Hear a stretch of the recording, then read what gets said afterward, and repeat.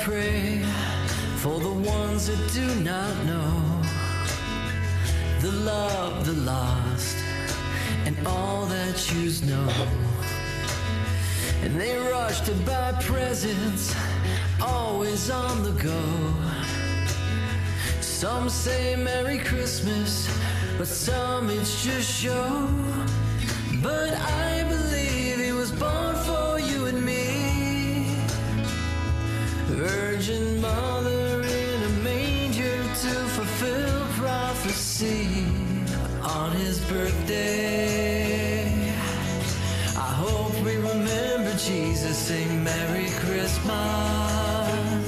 Danny's looking around. This is Danny's looking around. What do you mean? like he's looking at you like, Yeah, I didn't tell you you're gonna so play hard this. not to crack. No, I'm waiting for the punchline. There's no punchline. There's no punchline. Okay, I've never heard this is a song. friend of his. A friend of mine Oh, no kidding. wrote and produced and Who is this? recorded. This is Jamie Cuccinelli, Okay. a friend of mine for many years. It's Jamie Bercotto. Be broken and Listen, you sinners. No, because like, okay, so Bill would do that, and I would get into it, then he would like pull a joke, like pull a fast one. Right. Like you or Tommy were like, you know, like you. I was waiting. Well, after the stunt you and Kevin pulled last week on My Emotions, I thought maybe you were like pulling another like. Well, that was Dirties all, of the that was Jesus by the way break. all Kevin going, oh, just let it go, and then he could turn around and go, well, you said it was okay. So he really was upset. How the fuck knows? And who? Honestly, who cares? I mean, you know. I just want to say something. At the end of Thursday's podcast, he said that's why Christians shouldn't talk shh. And I was like, I wasn't talking shh. I said on the podcast that you listen to every day. If I were talking crap, I'd be like, hey, Billy, after the podcast, I got to tell you something about Kevin. Oh, So you kind of that's what you get for talking shh. And I'm like, I wasn't talking shh. no one talks shit about We you. don't.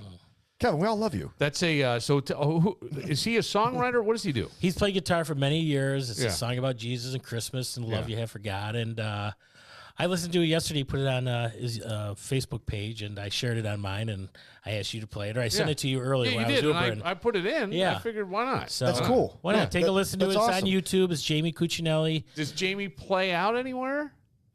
That's like a song. You know what? I think think it he was like- had bands way back in the day. Yeah. In 88, 89, I think. I'm not sure. Jesus. Yeah. Yeah. That's like way back. But He probably He doesn't sang look about that old.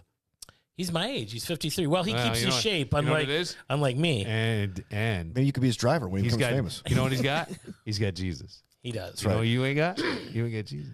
How do you know? I'm telling you what, he's coming Man, I back. seen you. I'm telling you. Hey, I'll tell you right now. I'm very private with how I interact with God. I don't. Well, I everybody don't talk. should be. Well, I think so. Yeah. Yeah, I mean, He's it's- coming it's- back. Well, so I don't mind people that, you know, Danny I go talks to about this it. church, I go to that church. You should really get into it. I'm like, you know, that's I'm a fine. very I'm just- spiritual person. I meditate every day. He's coming back. Get in touch with. Signs are there, man. He's coming back. Does Christmas bring out the best or the worst in people? You think? Both. Both. I hate giving you the stock answer, but Yeah. both. Like I've told you this, and my wife actually reminded me of this last week. She goes, "Hey, Saturday's coming." I go, "Yeah." Is this when you're going to make your annual pilgrimage to Target and see all the moms counseling each other in the aisles? I brought this up a year ago. If you go to Target, Depends on what Target. I'm not going to one in Greece, Well- but the one in Fairport, that's a show, baby. well, okay, so you go to the one out by Eastview. Yeah. Oh, it's a show. Yeah. Oh, dude, Absolutely. so- no, they're all dressed up. Well, here's the thing. So, 2 or 3 years in a row, I end up buying like Christmas presents like the Saturday before Christmas for my nieces and nephews and stuff. And you buy toys and stuff at Target. And I would go in, and 3 straight years, the Saturday before Christmas, there were so many women counseling each What other. do you mean counseling each like, other? you know what? It's not your fault. You work so hard. Yeah, well- Every aisle. All right, Like these so women were you just know, crying. lift on no, my point is that it's so stressful. Play the song again. But these women, You like need they. Jesus. No, my point is that if you want to see somebody. I want to bring this to Target and play it on my phone and walk around. You You're like, should. honey, it's not your fault. Do you want to go in the changing room? Do you want to see what 6.5 inches and glitter looks like? How about I nail you to the wall? That's terrible. What? That's you. Oy. You set it up. No, but I guess my point You is, gotta have love and laughter. Yes. it's like the holidays are so stressful that these Well, women find each other yes. and they just unload All right. all their problems at the Target. Well, I unloaded all my problems on a woman once. you did. Yeah, and then the commercial was over. Back to a wonderful world. Well, there's a lot of pressure, and I think the idea of being merry and bright gets to be hard. And then if you're not, Hey, let me tell you, if you're not merry and bright those other 11 months, Yeah. I'm not expecting you to be merry and no, bright but- in Christmas December. But I because I think- know it's going to be all fake. but I think for And a that's lot of even times, worse. for moms though, it's a lot. Oh, it I is. think there's unreasonable expectations Right. set by family. Or you remember it. Sometimes the memory's a little sweeter than the reality was. As a kid, my mom did this. Your mom might have been like pulling her hair out behind the scenes. Well, it's I'll like tell the you this. Saturday Night Live sketch with Matt Damon, where like it was a great day, and they show all the highlights. It was so but bad. it seems like I don't know. When you go back, people were able to keep their emotions hidden check. better. Yeah, like kids weren't aware. You weren't aware. Now, with Because social- folks were drinking all the time. There's no DWIs. Yeah, that's They're true. going from house party to house party That's to true. house party That's true. with their bosses at Kodak and Xerox getting loaded. They had nothing to worry about. They had Christmas bonuses. They were staying out till Right. God only knows when. Clark Griswold asked his father, "How'd you make it look so easy?" I had a lot of help from Jack Daniels. of course. According to the American Psychological Association, 38% of people surveyed said their stress increased during the holiday season, which can lead to physical illness, depression, anxiety, and substance misuse. Oh, not abuse, misuse. Yes. The reasons given include lack of time. You feel like you don't have enough time to get everything done. Financial pressure, gift giving, and family gatherings. A lot of stress in family that you can really get there. Oh, yeah. And I never understood as a kid, like you would hear people talk about the holiday blues. And I'd be like, how could you feel blue this time of year? You're getting gifts. It's coming. Everything's great. You're sleeping alone. You're sleeping alone. Well, I mean, Yeah. I being that- single is a big depression. then I got older and I had a family, and then I made changes within my family. And like last night, my middle son, who goes to college here, was going back down to his mom. He goes, "Can I come over, stay with you? Will you drive me to the airport? What time's your flight?" 5:45. All right, no problem. So that means we got to leave by like 3:30. Yeah, probably. Okay. What time are you coming over? I should be there to you around 8:30, 9 o'clock. I said, all right, well, we'll be doing the podcast, and but no problem. 9 comes, 10 comes. Still cleaning my dorm room. It's a room, by the way. It's a room, and I got It's probably not even the size of this room. No, I got laundry. I'm trying to get done. All this stuff. Shows up at like midnight. I give him his gift, and then I go, "We got to go to bed, bud, because you got to be up in 3.5 hours and get to the plane." Go to bed, get up. That was it. I think I dropped him off at the airport, and I was still kind of dazed and out of it, and this really bothered me all day. I don't think I gave him a hug goodbye or anything. I think I helped him out with his suitcases. Said, all right, see ya. I don't even remember I've had moments like that. hugging him. I felt like shit all day. Did you call him up later? I didn't. So I texted. Did you play him the song? I texted him. And I got to tell you, like it's been bugging me. That's been hard. It gets harder now because I'm going to go spend Christmas with my mom who had hip surgery, and it's just she and I. And she's telling me, "What do you want for Christmas Eve dinner? Should we get filet mignon? You're going to have to cook it though, because I can't stand." I'm going. Two words. What Billy. am I doing? 2 words. Cracker Barrel. So I text him and I go, "Hey man, safe. Did you arrive safely?" And I get back, "Yeah, YEA." That's it. Now I think it's a kid. It's a 21-year-old guy. I don't know, big deal. But I was like, oh, it was such an awkward. It was an awkward. Like, I've actually texted my mom, "Hey, did I hug you and kiss you goodbye today?" I wasn't going to make a big soppy mess about it. No, I'm the son. he's No, a I'm the 21 son telling the to mother. your mom. But I go, my God. I was like, ugh. Yeah, it's hard, man. Because it's hard. Well, when you're a kid, like when you go back, like the chaos. I even miss my mother-in-law, who I called Grandma No behind her back because she would tell the boys all day, no, you can't open another gift yet. No, leave it in the box. No, you're gonna break it. No, stop eating the candy. Stop. No, She Jewish? No, Kind of sounds like you're Jewish. She used to yell at the kids at the studio when they would come in. Yeah, like, she would always just be. She was very concerned. She would just say no. So I called her Grandma No constantly. But I go, you kind of miss all that. You start to kind of yeah, because you laugh about it. You realize how silly. Well, this it is why movie theaters and bars and restaurants open up on Christmas Day. You working Christmas? No, I'm spending it with my father, stepmother, 2 stepsisters, their husbands, My 2 nephews. Oh, there you go. So I That's need 2 perfect. more gifts, and If you are working on Christmas Day, people tend to be generous. My brother one year was a gas station attendant on Christmas on the reservation, and he goes, "Man, I made $50 bucks. Hi, how are you? I made $50 in tips. You won't believe who pulled into the gas station today." I go, "Who?" The Bills used to have a tight end named David Nelson, and he would drive all the way to the reservation to get cheap gas. His father, I should say. His father, he goes, "Man, I'm on a first name basis with his dad, man. He gave me like $15 for pumping his gas. Just a cool guy." Like, all right, great, Ryan. Cool. Play the song. Gotta get Jesus on your side. You do. You gonna If announce we, this? I'll tell you right now, though, if we had more Jesus in the city of Rochester, Uh-huh.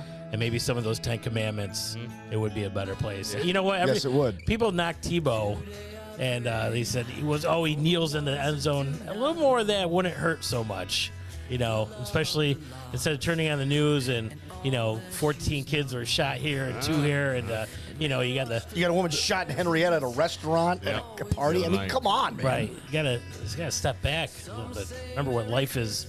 I'll tell you what. I used to sub doing a DJ party for mentally handicapped adults. Okay. Probably 125 to 200. I'll tell you what. The first couple times I did that, you just so thankful for what you have in your life. Not that there's anything wrong, and it's all part of life, but you forget how special you actually have it. Yeah. I won't say like that, but and they're all wonderful people. They're dancing. Yeah. But I always think that mentally handicapped sometimes that can do something. They have a superpower no other humans have. I believe. I believe that too. And It's that, just and the human and that superpower to me is unconditional love. They don't give a shit what you did or what happened and all that. How many times do we go, if you changed, I'd feel better. So that's why I'm pissed, because you ain't doing what I want you to do. I mean, that's how we live, and that's a bad thing. Like even like last night, there's this whole thing going on, and Doug and I were talking about it earlier in Webster, and I go, the problem is, like, I think the school's hands are tied when it comes to this, and it became a big debate, and I think there's more to the story than came out even last night on the podcast. We're only hearing one side. But it's a transgender 13-year-old kid being allowed to change in the girls' locker room. He's a boy, changed in the girls' locker room. I sometimes think that the parents get riled up, and I'm not so sure that the kids really give a shit. Like, they could maybe they do. I don't want to say no. But I think for the most point, I've seen younger kids be pretty tolerant of things. They just go, whatever, so-and-so, and who cares? As long as nobody's being forceful or gross. Now, I would think that I wouldn't want that. If I had a 13-year-old girl, I can understand. And Right. 13-year-old girls, as Laura, who was in here last night, said, it's a really tough time for a girl. You're not comfortable with your body. You feel awkward. And now to know that somebody who was a boy is in your locker room, and maybe you went to the school girl with that them was you know what I mean? want dick pics sent to her, Yeah. so she can. So she can evaluate guys and suck her phone and see if there's a different taste. I don't think she's the best one to be asking advice to. As an adult. Oh, an adult. I'm sorry. As an adult, she did that. But as a young girl, she's saying, and I can understand that, where you wouldn't want someone in there. But I go, I don't know what the school does, because if you take the emotion out of it, all they have to do is they have to offer somebody an alternative place to change, but it's going to be the person who is assigned at birth this gender, not the person who transitioned. And the transition person, there's not a lot they can do, because it's like this, it's freedom. It's the ugly side of freedom. And when it's taxpayer dollars, you got to dance, man. I know. And I understand where people get really, really, but I go, sometimes to me, it's like yelling in a black hole. And I did say to somebody today, if I had a kid, if one of my sons said to me, listen, I am not comfortable in this skin, and we always feel like we're going to be better. Why do we want things? Because we think we'll be feeling better having it, whatever that is. Whether it could be a car for some, it could be a brand new house, it could be a new job. I'm going to feel better if I get a new job, or it could be a whole new gender, and I'm going to feel better. We want things because we believe we'll feel better in the having of it. So if that were the case, I would say to my kid, listen, a lot of people aren't going to understand this. Let's not make people uncomfortable. Let's try to make them accept you. Maybe we can educate along the way. But when it comes to the locker room, you may want to go in a closet, just so we don't make everybody uncomfortable. That would be my. But maybe I'm wrong. Maybe I'm wrong. But I would do that. You're I know I would. very, very rational and thought out. I don't And I'm know going to be about honest that. with you, most parents aren't. They're just not. Well, so this story goes, irrational thinking guides the rational thinking. Let me tell you what happened. So allegedly, this mom's daughter who went before the school board and said she was uncomfortable, right? And the school board should hear it. They should hear from a student who says, "Hey, man, yeah, absolutely, they should." I don't know that they can do much on a legal standpoint because, again, it becomes discriminating. I know, but I think it's the world. I think it's part of the freedom of being whatever you want in America. This is why, like, a lot of governments go, "Hey, you can't fuck around. They'll keep you under our thumb." But maybe I'm wrong. I just feel like that's sort of the side of freedom. I agree. It would be an uncomfortable thing. Somehow she says that the transgendered person and their mother showed up at the winter concert and attacked her daughter. Now, I think there's a lot missing in there because I think may have happened was a whole lot of name calling, walking down the hall and going, "Hi, how are you?" Something. Yeah. I think you don't think that happened? Yes, I know it happens. Yeah, I mean, now you weren't bullied, but now you're definitely going to get bullied. Yes, bullying is terrible as it is. Yes, and so I think. Are you making a statement? Are you really sure you want to go from a guy to a girl or girl to a guy? You know this at 10, 11, 13 years old. You're 100% sure. Let's put it this way. I was a terrible athlete growing up. Still am. That I believe. But if But if I go, Dad, if I had said, Dad, I think I'd be a lot better if I took steroids. He would look at me and strangle me. And he would be right, because that's ridiculous. Well, steroids aren't going to make it better. They'll make it bigger. They're not going to make it better. Well, yeah, but the idea is... But that's my point, though. That's my point, that's though. True. My point is they're not going to make you better. They're not going to make you happier. You thinking you're going to turn gender is not going to make you happier. You think it is. We've been sold a bunch of lies. Well... And I've had it. I've freaking... had it. I know, but the problem is, see, I understand that. Because then you're going to change genders. Then there's going to be something else missing in your life. And then something else missing in your life. But see, this is where I hear you. And no, you're not. And Doug feels... Doug? I'm not throwing gasoline on this. No, you can throw gasoline I was a Boy Scout. I'm going to stop, drop, and roll right now. You can throw gasoline on. All I'm saying is that, like, when it comes to this shit, I don't know if I live in a bubble or not. But I don't care what you do. And I don't mean that to sound as callous. If somebody wants to change their gender, and it has no infringement on my life, why do I care? Yeah. My point is that, like, if you want to do it at 18 years old, when you're you're legal, knock yourself out. Yeah, I'm in no position to tell anybody how to live. So but as enabling a child to do that, we got a problem. That's abuse. I think a new thing came out. It might be the UK that says that this is a parental thing, and the school can't do anything. Okay. But I don't know if it was in the United Kingdom or here. But I saw a Yahoo article that said that. And I don't think you should be trying. To me, well, see, last night, the woman on the phone says, she goes, well, there's mental illness going on. Well, we can't make that broad brush diagnosis. It's easy to say, clearly there's something that's bothering you. Maybe we can, I don't know. I have no idea. If it doesn't interfere, what do I care? It interferes when you're uncomfortable in the locker room. That it becomes an interference. Yeah, because now you're infringing on. But the only thing I can think the school can do is just go, hey, man. Go to the nurse's office and change. They can't do it with the gendered kid because that would be discrimination. I'm telling you, Danny. I'm telling you by law it would be. Thank God we have rights, though. Huh? Thank God we have rights. Because as soon as their rights aren't enforced, we're losing all of ours. So. You got it. There is. Well, I guess you're right. I've just had. This is just the. I don't want to get into it because I'm not a parent. But for crying out loud. Yeah, I don't want to get into it. It's Christmas. It's Santa Claus with balls. That's for you, buddy. It's my Christmas gift. You want it? Is it a blow up doll? No. No compressor. No. Bill Moran got me a Christmas gift. I did. It's a big bag. Oh man, that was heavy. Half of the bag. That hit the table with a thud. He says it's not booze. No, it's not booze. It's not booze at all. You can open it. Take a look. See what's in it. Wait, hold on a second. I am notorious with my family for taking my time on opening gifts. Oh, okay. I'm a shaker. I'm a guesser. My parents on both sides of my family do not put my gifts out until they say, all right, we're ready to open gifts. Then they go into the closet where I'm not allowed to go. I have one gift under the tree that I am allowed to shake. That's it. I don't know where this Nazi rule came from, but obviously it's illegal. Rights. You have rights, Doug. That's All right. I want to do is He's a shaker. Shake my present. He's making the rest of the family uncomfortable. 53 years of torture. Hold on. Seriously. Can I take a guess first? Yeah. Sure. Is it an inflatable octogenarian? Yes. It is. I knew it. How'd you know? What's an Actually, octogenarian? when you an 80-year-old woman, when you blow her up, her tits sag down to her kneecaps, Doug, you're funny. gonna love it. That's one of my jokes. Like dating older women, they try to be sexy, Yeah. and they take pictures of their tits and they send it to me, and I show my buddies, and they're like, "Hey, those aren't too bad. What's on? What else is in the picture?" I'm like, "Her knees." So you open the card first, or she opened the gift first? I'm guessing everything. I'm guessing. taking my time. He's guessing. Okay. Play the song. It's all about Jesus. He's just guessing. He's guessing. Hey, by the way, I'm very impressed with Jamie because I'm an artistic guy as well. Yeah. Took his time, took his effort, and got somebody play on I don't know who's doing the piano part, but Could be somebody from church. It could Seriously, because yeah. like there's a lot of artistic people at church that play in the band. Hoping that your Christmas is one big long oh my god untangled string of merry moments.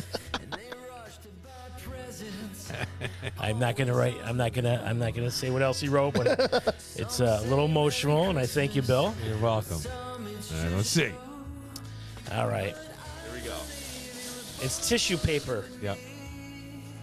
for when I rub one Here we off go. on the way home tonight. Are we on air? Dollar store. Yes.